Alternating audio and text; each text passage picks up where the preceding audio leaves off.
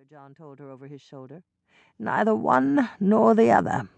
Not winter, not spring, not much of anything, save waiting." "Yes," Catherine replied slowly, thinking about the symbolism of his words. The last snow had been only 4 days past, and the gathering clouds suggested that they might have yet more. But the in-between days were warm enough for them to walk over bare earth, brown and thawing. Like the weather, her father was waiting, too, for spring. The one in a far better place. Catherine blinked quickly against the tears, and said as evenly as she could, "I have decided to alert Anne and Nicole to their father's condition." Father John rounded the corner of the cottage and carefully aimed toward the shed by the rear fence. Formerly, this had been where Andrew had carried on his leather working, but his poor health had kept him away for over a year.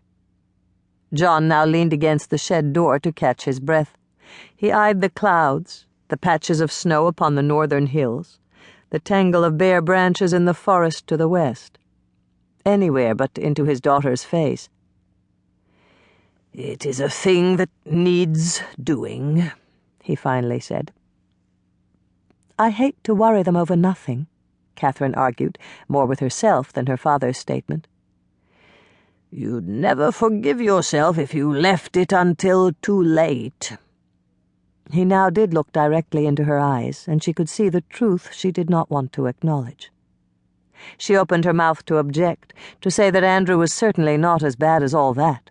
But Father John's gaze held the calm of one who himself was approaching that final door with confidence about what awaited him on the other side. He repeated softly, "It needs doing. The young women need to hear this from you, and hear it now, not after." He let her finish the hard statement herself.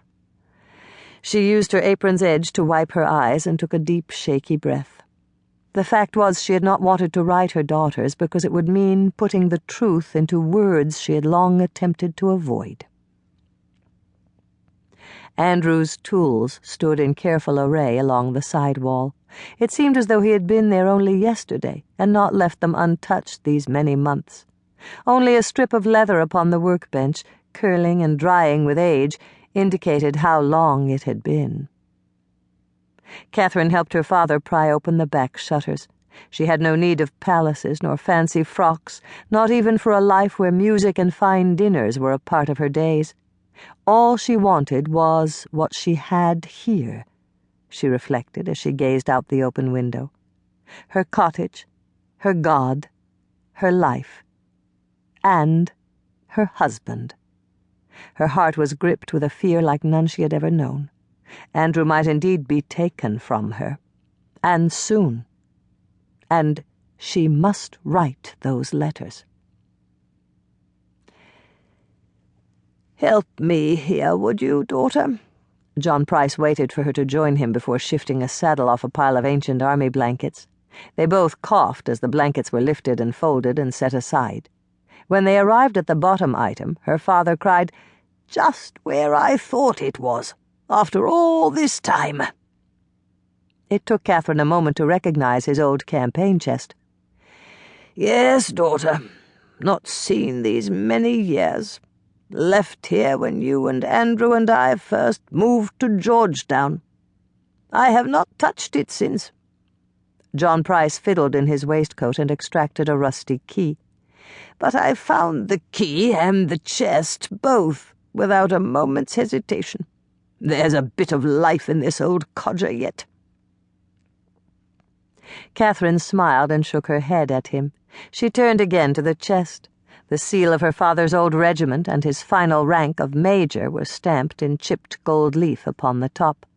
John Price required both hands to turn the key, but it finally gave, and together they cracked open the top.